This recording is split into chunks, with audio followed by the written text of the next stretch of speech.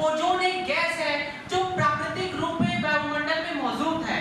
Ozone की यह परत सूर्य से आने वाली हानिकारक किरणों को रोकती तो है, परंतु ओजोन क्षयकारी पदार्थ जैसे क्लोरोफ्लोरोकार्बन, हाइड्रोक्लोरोफ्लोरोकार्बन मौजूद है जो इसको तोड़ने की क्षमता रखते हैं।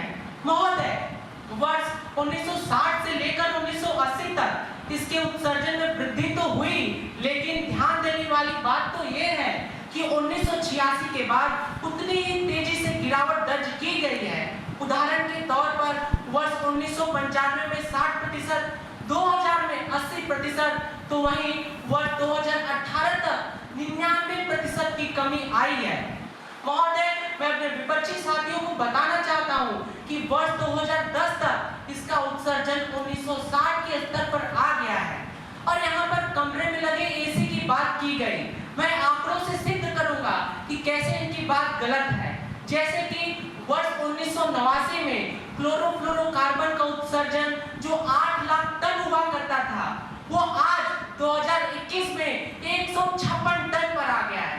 इससे यह सिद्ध है कि हम इस रास्ते पर आगे बढ़ रहे हैं जहां पर हम सभी मानकों का प्रयोग करते हुए ओजोन लेयर के संरक्षण में काम कर रहे हैं। इसके लिए 1985 में हुए वियना कन्वेंशन को हम कैसे भूल सकते हैं, जिसमें 174 देशों ने अपना समर्थन दिया। तो वहीं मॉन्ट्रियल प्रोटोकॉल ने ओजोन के संरक्षण के लिए एक नए जीवन की शुरुआत की, जिसमें पूरे विश्व से 198 विकसित एवं विकासशील देशों ने अपना पूरा समर्थन दिया। महोदय, बहुत ही विनम्रता के साथ मैं बताना चाहूंगा कि आज विश्व ओजोन दिवस है, लेकिन यहाँ पर उसके विषय की चर्चा ही नहीं है। इस बार का विषय है मॉन्ट्रियल प्रोटोकॉल पर सफलता।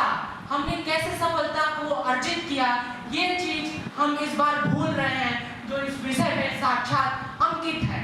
महोदय, आगे बढ़ते हुए मैं कहना चाहूंगा कि समय की मांग है, समय की मांग है, विकास की गति को थाम सकते नहीं। समय की मांग है, विकास की गति को थाम सकते नहीं। विकसित होने की चाह है, उत्सर्जन घटाकर बनी राह है।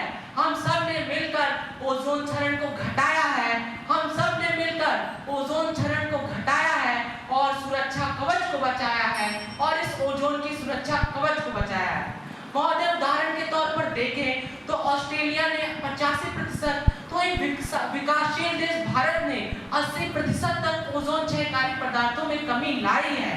इन सभी आंकड़ों को प्रस्तुत करने के बाद मैं अपने साथियों से पूछना चाहता हूं कि क्या अगर कोई देश विज्ञान के मदद के साथ 21वीं सदी में सभी अंतरराष्ट्रीय की मानकों का पालन करते हुए विकास कर रहा है, तो क्या ये गलत है, क्या ये अनुचित है?